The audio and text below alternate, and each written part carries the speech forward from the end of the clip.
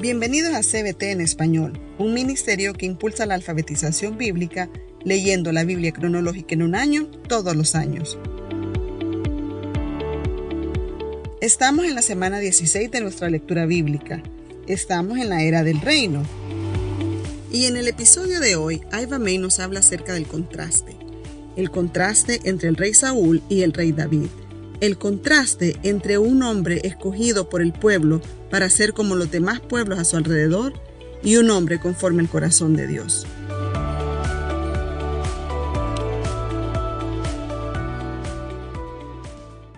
Hoy quiero que nos enfoquemos en el contraste que la Biblia nos enseña desde que inicia la historia y continúa durante toda la historia de la Biblia hasta el final. Los contrastes que tenemos empiezan desde el inicio, cuando Dios le dio a Adán y a Eva la oportunidad de someterse a su buen reino, cuando les dio la prohibición de no comer del árbol del conocimiento del bien y del mal. Entonces lo que vemos es que al ellos comer de este fruto, esta acción, esta desobediencia trajo consecuencias aún para las futuras generaciones. La consecuencia inmediata para la siguiente generación fue que Caín mató a Abel. De esta historia vemos, y nos lo muestra desde el inicio de la historia, es que los Caínes siempre matan a los Abeles. Los justos siempre tienen un blanco en sus espaldas. Así que no debe sorprendernos que en nuestro tiempo, cuando tú proclamas el nombre de Cristo y te paras firme en la verdad, automáticamente te pones como un blanco. Y eso es algo bueno, es algo que es bíblico. Tenemos a muchas personas que han ido antes de nosotros que también han vivido de esta manera. ¿Y por qué Caín mató a Abel? Porque Abel era justo y Caín no. Muchas personas piensan que es injusto de parte de Dios no aceptar la ofrenda de Caín, pero no es así. Dios no es injusto, sino que lo que Caín hizo fue incorrecto. Porque tenemos que tener una cosa bien clara. Dios no acepta lo mejor de nosotros. Dios no acepta una ofrenda alternativa o nuestra idea de cómo debemos venir a Él. No, porque Dios solo acepta su manera. Dios ya estableció la manera en que debemos acercarnos a Él y nosotros no podemos cambiar el protocolo, no podemos cambiar el estándar. Dios establece desde el inicio que Él solo acepta a las personas que vienen a Él a través del derramamiento de la sangre del inocente a favor del culpable. Dios establece eso desde el inicio de la historia, cuando es Él quien hace el primer sacrificio y usa su piel para cubrir su desnudez, la desnudez de Adán y de Eva. Lo que se establece en el jardín es una semilla que madura, que florece por completo cuando Jesús muere en la cruz. Cristo es ese cordero que derrama su sangre a favor de los pecadores. Él es el inocente. Así que cualquiera que ponga su confianza en Jesús, ya sea antes de Cristo, viendo hacia el futuro, esperando ese día en que Dios cumpliría su promesa, o en nuestra era presente, viendo en fe al pasado, lo que Cristo ya hizo en la cruz. Yo no soy justa porque voy a la iglesia o porque soy buena persona, ni siquiera porque vengo en adoración, porque Caín vino a Dios en adoración. No tiene nada que ver con esas cosas. El hecho que yo estoy bien con el Señor hoy es por el derramamiento de la sangre del inocente a favor del culpable. Es el hecho que Dios aceptó lo que Cristo hizo en mi nombre, su muerte sustitutiva, el inocente que murió en lugar del culpable. Entonces yo me identifico con su muerte, porque esto es lo que sabemos. Todas las personas merecen morir, porque Dios es justo y cumple su palabra. Todas las personas merecen morir por sus propios pecados. Cuando nos identificamos con Cristo, lo que estamos diciendo es, yo soy culpable, yo soy quien debe de morir, pero Cristo asumió mi culpa y murió por mí. Él aceptó lo que yo merecía, yo soy la que debía de morir. Pero la cosa es que aunque yo muriera, yo no podría pagar la deuda por mi pecado porque yo no soy inocente, yo soy culpable. Pero Cristo en su perfección se ofreció a sí mismo a Dios y Dios aceptó su ofrenda. Y como sabemos que la aceptó, es porque Dios lo levantó de los muertos. Así que la resurrección es la prueba de que Dios aceptó lo que Cristo hizo en mi nombre. Así que cuando pongo mi fe y confianza en Cristo, Él me declara justo. No es por la iglesia, no es porque oro por otros, ni siquiera es porque soy misionera. Ninguna de esas cosas me hacen justa delante de Dios. Es estricta y únicamente la justicia de Cristo que me es impuesta. Es una cuestión de fe. Así como era por fe antes, así sigue siendo por fe ahora. Así que este es el contraste entre Caín y Abel. Voy a tratar de darles un contraste en cada era. En la era de los patriarcas, Abraham caminó con Dios por fe. Él creyó en su palabra y dio un paso de fe. Pero en contraste vemos a Lot. Lot salió de Ur de los Caldeos con su tío, pero él tomó decisiones basado en lo que él miraba. Y como resultado de eso vemos que toda su vida se derrumbó y vivió una vida de culpa, vergüenza. Bueno, realmente no sabemos mucho de él después de estar en la cueva con sus 2 hijas, pero ciertamente esto ocurrió. También tenemos el contraste entre Sara y Agar. Sara luchó con su fe, dudó y no creyó la palabra del Señor, no esperó en él. En cambio, Agar oyó la voz de Dios y creyó. ¿Cómo lo sabemos? Porque Agar regresó al lugar de su aflicción en obediencia al Señor. En la era del Éxodo vemos el contraste cuando Moisés está arriba en el monte para recibir la revelación de Dios, su ley. Aarón está en el valle haciendo un becerro. Moisés está en la montaña reunido con Dios y Aarón está en el valle haciendo a un Dios. Otro contraste en esta era es entre Josué y Caleb y los 10 espías. Ellos fueron enviados a la tierra de Canaán para evaluarla. Todos vieron lo mismo, pero los 10 espías regresaron con una visión pequeña de Dios y dijeron, no podemos conquistar la tierra. Pero Josué y Caleb vieron lo mismo y ellos lo hacen teniendo una gran visión de Dios y dicen, Dios nos dará la tierra. Como resultado de esto, solo Josué y Caleb entraron a la tierra prometida. El siguiente contraste que tenemos es uno grande y se da al inicio de la era de la conquista, con Rahab y Acán. Rahab ha tenido poco acceso a Dios, pero ha creído lo poco que ha escuchado. Ella escuchó acerca de este Dios que tiene a este pueblo que los liberó de Egipto con grandes señales. En contraste tenemos a Acán, que ha vivido en el desierto, ha visto a Dios hacerlo todo. Así que él tiene mucho en que afianzar su fe, pero no lo hace. Él desobedece la palabra de Dios y toma lo que Dios había instruido no tomar, y como resultado, él y toda su familia mueren, mientras que Rahab, ella y su familia son rescatados por su fe en el Dios viviente. Luego tenemos la era de los jueces, y al final de esta era tenemos a 2 mujeres extranjeras, a Dalila en contraste con Ruth. Dalila se casa con Sansón, pero no abraza al Dios de Israel. Ella no cambia su alianza, ella sigue siendo filistea en su pensamiento y alianza. Por otro lado tenemos a Ruth, que es moabita, pero a diferencia de Dalila, ella abandona todo y se alinea con el Dios de Israel y su pueblo. Podemos ver ese contraste entre Dalila y Ruth. También en la conclusión de la era de los jueces, ya en la transición entre la era de los jueces y la era del reino, tenemos a Ana. Ana le pidió al Señor un hijo, y él escuchó la voz de Dios y respondió, heme aquí. Pero en contraste tenemos a los 2 hijos de Elí, el sumo sacerdote. Elí tiene 2 hijos y son corruptos, no temen al Señor. También tenemos el nacimiento de 2 bebés. Samuel, el hijo de Ana, que escucha la voz de Dios, en contraste con el nieto de Elí, y Cabot, que significa que Dios ha abandonado a Israel. ¡Qué contraste! Dios escucha, Samuel, y Dios abandona, y Cabot. Y ya en la lectura de esta semana podemos ver que Israel usa el arca del pacto en una batalla como un amuleto y pierden el arca. Los filisteos se la llevan. Los filisteos regresaron el arca del pacto después que su dios Dagón cayera al suelo ante el arca. Ambos pueblos querían usar el arca del pacto para sus propios propósitos.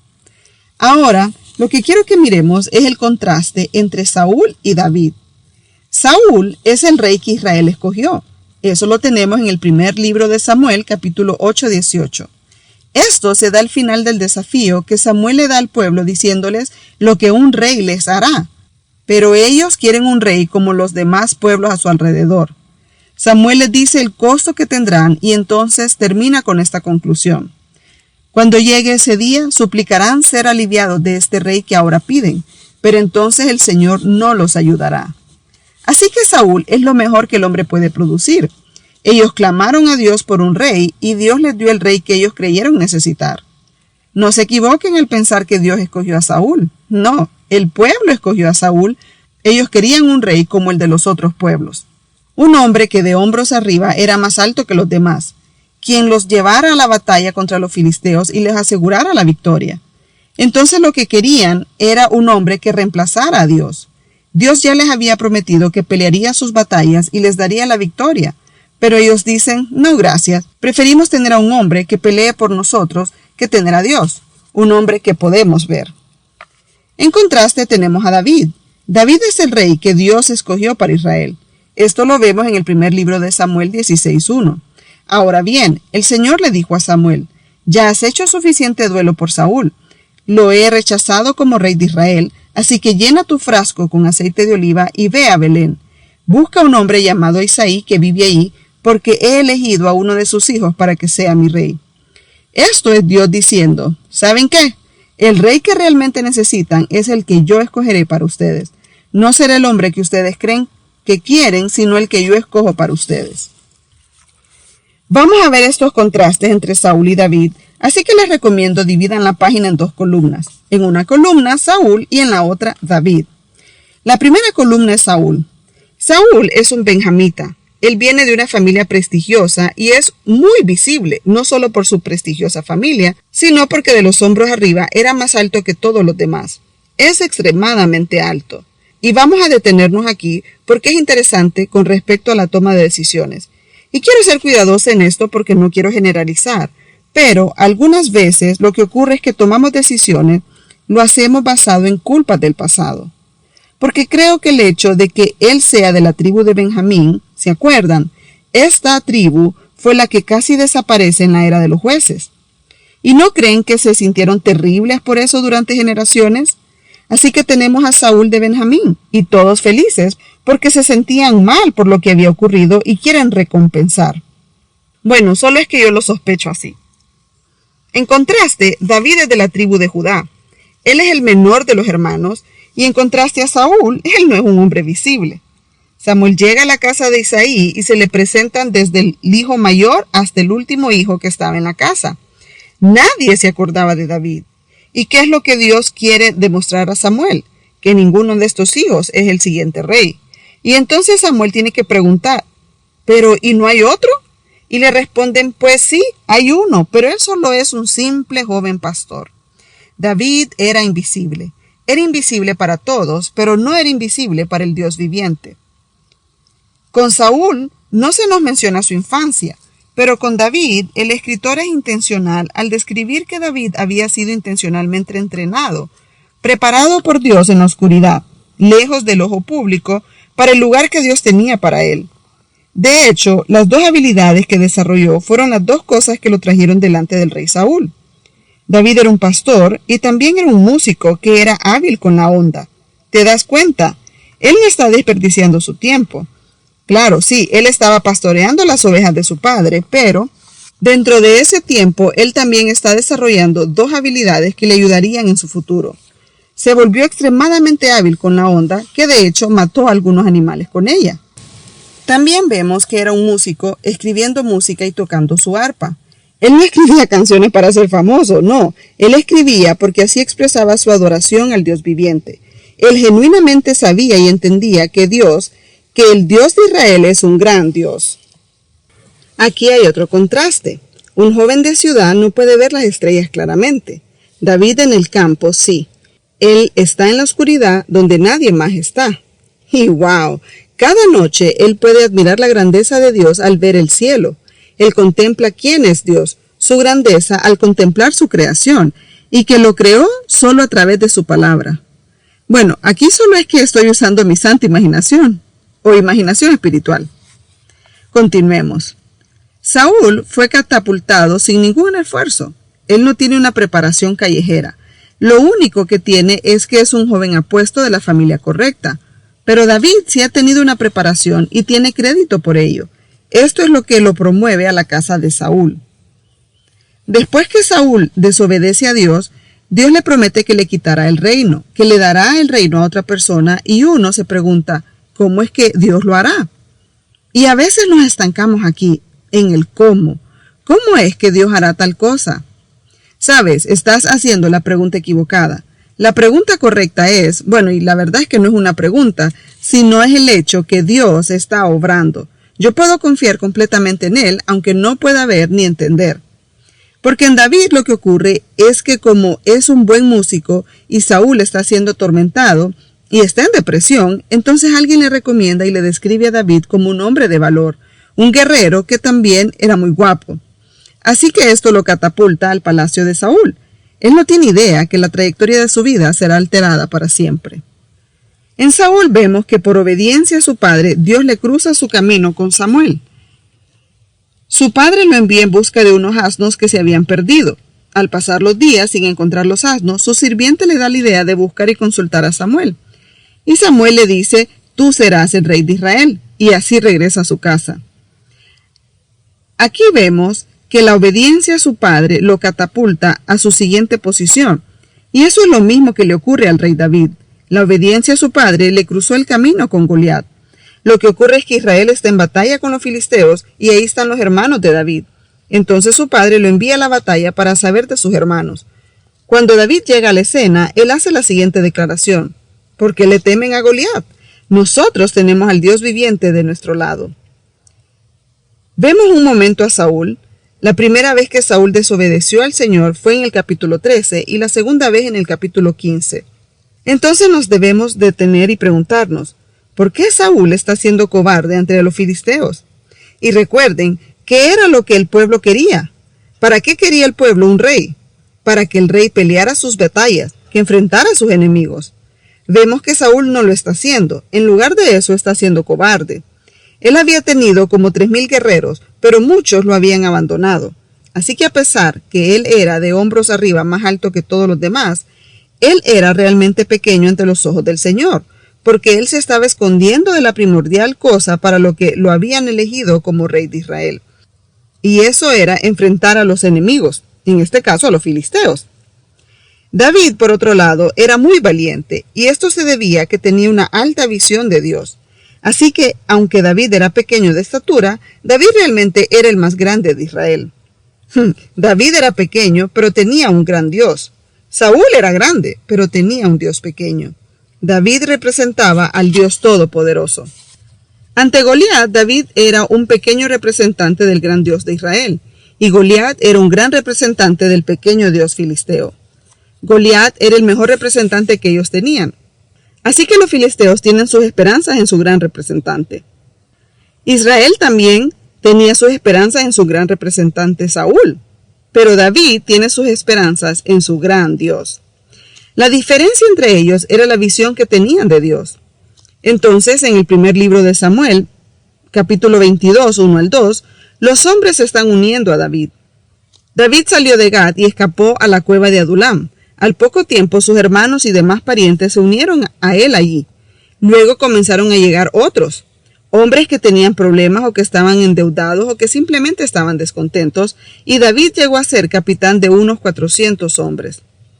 En 1 de Crónicas 12:8 se describe a los hombres que estaban con David. Algunos guerreros valientes y experimentados de la tribu de Gad también desertaron y se unieron a David cuando éste estaba en la fortaleza en el desierto. Eran expertos tanto con el escudo como con la lanza, tan fieros como leones y veloces como ciervos en las montañas. Y luego los menciona por nombre y termina con: estos guerreros de Gad eran comandantes del ejército. El más débil entre ellos podía enfrentar a 100 soldados, y el más fuerte podía enfrentar a 1,000. Estos eran los hombres que cruzaron el río Jordán durante la época de inundación a principios del año y expulsaron a todos los que vivían en las tierras bajas situadas en la ribera oriental y en la occidental. Nos damos cuenta que los hombres fueron abandonando a Saúl para unirse a David, porque él no era un líder valiente, él no camina bajo el temor del Señor. Y por otro lado, David no era todavía rey, pero los hombres lo están siguiendo porque es un hombre de valor. Pero más que eso se debe a que él tiene una visión grande de Dios y realmente las personas quieren seguir a este tipo de gente, a los que creen en un gran Dios. También vemos que Saúl es impulsivo, él actúa por impulso. La primera ilustración es cuando se le ordena que espere al profeta por 7 días y parece que Samuel llegó hasta en el último momento. Porque ¿qué hizo Saúl? Llega al 7º día y está convencido que debe hacer algo debido a la demora del profeta. Y es él quien ofrece un sacrificio al Señor. ¿Qué es lo que Dios había establecido?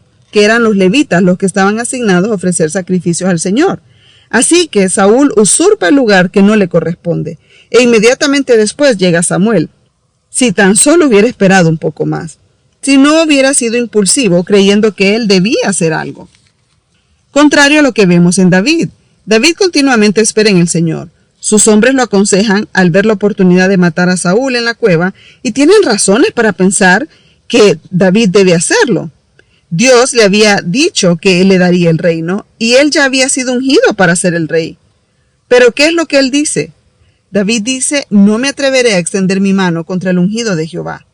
Lo que David entiende y sabe es que Dios es quien lo vengará a él, entonces él confía en Dios. ¿Se dan cuenta? David tiene largos periodos de espera en su vida. Él espera a la actividad del Señor. Otro contraste es que Saúl es un hombre malvado. Él ordena el asesinato de los sacerdotes y sus familias de todo el pueblo de Nob. Esto lo encontramos en 1 Samuel 22, porque lo que ocurrió es que David salió deprisa huyendo de Saúl porque Saúl quería matarlo.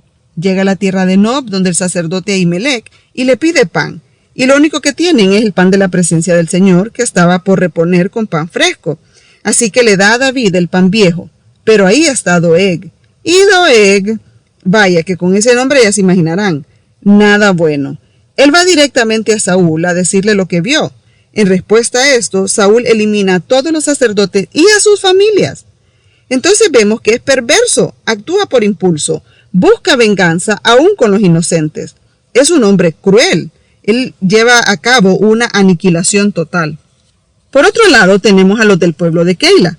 David se entera que están en peligro y él, a pesar que él mismo se expondría ante Saúl, va y rescata al pueblo de Keila. Él lo que busca es rescatar a los indefensos, mientras que a Saúl no le importa la vida de los demás. Él necesita música para calmarse porque es un hombre centrado en sí mismo. Fue abandonado por el Espíritu de Dios. A diferencia de David, David utiliza la música para alabar a Dios porque está centrado en Dios. ¿Vemos la diferencia entre estos dos hombres? También, Saúl parcialmente obedeció la instrucción del Señor con respecto a la destrucción de los amalecitas. Más bien, construyó un monumento en su honor, en contraste con lo que vemos con el rey David. Él está interesado en construir un templo para el Señor. Él no está buscando un nombre para sí mismo, sino exaltar el nombre de Dios. Él es un hombre centrado en Dios. Dos escenas en la vida de Saúl demuestran que ni siquiera a su propia familia le importaba. Él quiere matar a su hijo Jonatán porque él comió un poco de miel, lo que le dio fuerzas para la batalla. Pero Saúl había hecho un juramento necio de que ningún hombre podía comer hasta terminar la batalla. Entonces Saúl demanda matar a Jonatán por esta infracción y son sus hombres que se unen para rescatar a Jonatán de las manos de su padre. A Saúl no le importa el bienestar de su propia familia. ¿Recuerdan cómo anunciaba a sus hijas como premio para el que eliminara a Goliat? Por otro lado, David fracasa moralmente, es cierto, y eso no lo veremos hoy, sino en las próximas semanas. Pero aquí David se toma el tiempo para proteger a sus padres. A él le importa el bienestar de sus padres. Y es interesante porque debemos de regresar a la historia de Ruth y recordar el hecho que David desciende de Ruth, la moabita. Entonces, ¿a dónde envía a sus padres? A Moab, para protegerlos durante este tiempo. Otro contraste que tenemos es que Saúl espiritualiza su desobediencia. Cuando es confrontado por Samuel por su desobediencia con los amalecitas, al dejar vivo al rey y lo mejor del ganado para sacrificar al Señor, que la verdad, esa no era su verdadera intención. Entonces, espiritualiza su desobediencia diciendo, Señor, te desobedecimos porque queremos darte lo saqueado. Pero cada vez que David peca contra el Señor, él asume su responsabilidad. Yo he pecado contra el Señor, yo pequé, soy yo el pecador. Yo te he abandonado y he caminado en desobediencia, Señor. Así que él asume su culpa y se arrepiente. Y finalmente otra cosa que vemos es que Saúl escucha el consejo de sus hombres. Estos le dicen, David busca hacerte daño. No solo él quería matar a David, sino que se rodeó de personas que le alimentaban su paranoia y lo motivaban a matar a David. Pero David ignora el consejo de sus hombres. Ahí en la cueva, cuando Saúl entra y David tiene la oportunidad de matarlo, sus hombres le dicen, ahora es tu oportunidad. Los hombres le susurraron a David, hoy el Señor te dice, te aseguro que pondré a tu enemigo en tu poder para que hagas con él lo que desees. Sus hombres ven esta situación, esta circunstancia, como una señal divina de que David debe matar a Saúl. Que es Dios quien le está dando esta oportunidad que él tiene todo el derecho de hacer. Este es el consejo de sus hombres, pero él no toma este consejo. En el versículo 12, David responde, que el Señor juzgue entre nosotros. Tal vez el Señor lo castigue por lo que intenta hacer, pero yo nunca le haré daño. Esto David se lo dice a Saúl. David no será culpable de quitarle la vida a aquel que el Señor ungió como rey sobre Israel.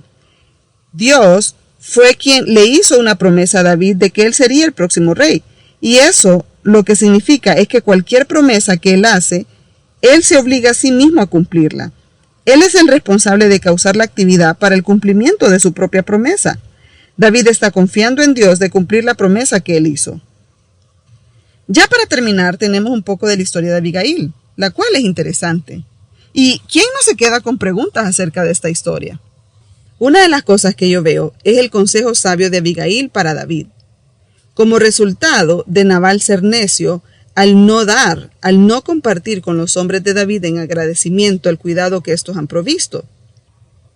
David envió a sus hombres con la petición de recibir comida por parte de Nabal, que estaba esquilando sus ovejas, pero Nabal respondió de acuerdo a su nombre, respondió como un necio. Cuando Abigail se entera, ella reúne provisiones para llevarle a David y escucha lo que le dice al encontrarse con él, que él ya viene en camino con sus hombres para vengarse de Nabal, pero ella interrumpe su paso. Así que, montada en un burro, Abigail entraba a un barranco de la montaña cuando vio a David y a sus hombres acercándose a ella. En ese momento David decía: «De nada sirvió ayudar a este tipo. Protegimos sus rebaños en el desierto y ninguna de sus posesiones se perdió o fue robada. Pero él me devolvió mal por bien. Que Dios me castigue y me mate si tan solo un hombre de su casa queda con vida mañana por la mañana». Cuando Abigail vio a David, enseguida bajó de su burro y se inclinó ante él hasta el suelo. Cayó a sus pies y le dijo: «Toda la culpa es mía en este asunto, mi señor. Por favor, escuche lo que tengo que decir. Sé que Nabal es un hombre perverso y de mal genio. Por favor, no le haga caso. Es un necio, como significa su nombre.